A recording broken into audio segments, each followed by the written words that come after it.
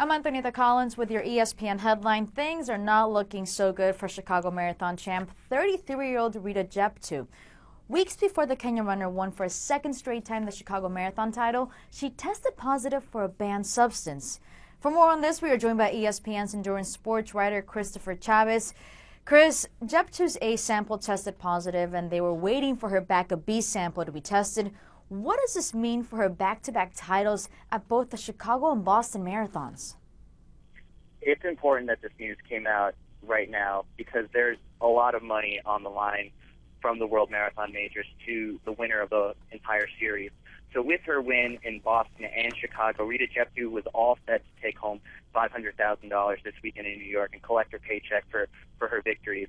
Now those plans are on hold after this news came out. And it's important because in the past we've seen marathoners like Lilia Shobakova from a few years ago won the World Marathon Majors, took home this big prize purse, and after she tests positive, everyone's got to wonder who's going to get this money back. So it's important that the news came out today because someone deserves the $500,000 check that's clean. And so Jeptoo's failed drug test put those plans on hold, and there's now money on the line in New York.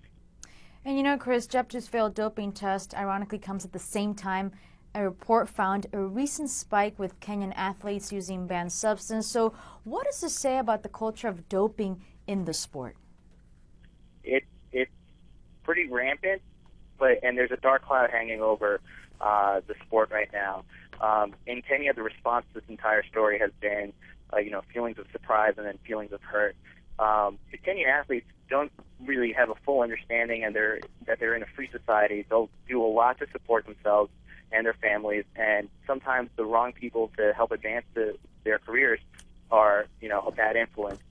So some will blame the agents for this positive test, but, there's also some doctors out there right now in Kenya that are really making a name for themselves applying drugs to athletes, and they're not getting punished for it. So, Kenya has definitely ramped up its drug testing because I spoke to a few Kenyan marathoners here today.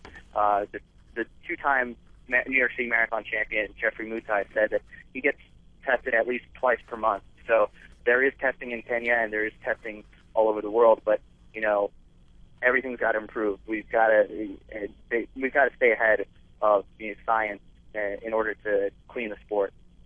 Once again, ESPN's endurance sport writer Chris Chavez with the insight. Thank you, Chris. All right, thanks a lot, Tony. For more on this story, make sure to read about it right here on ESPN.com.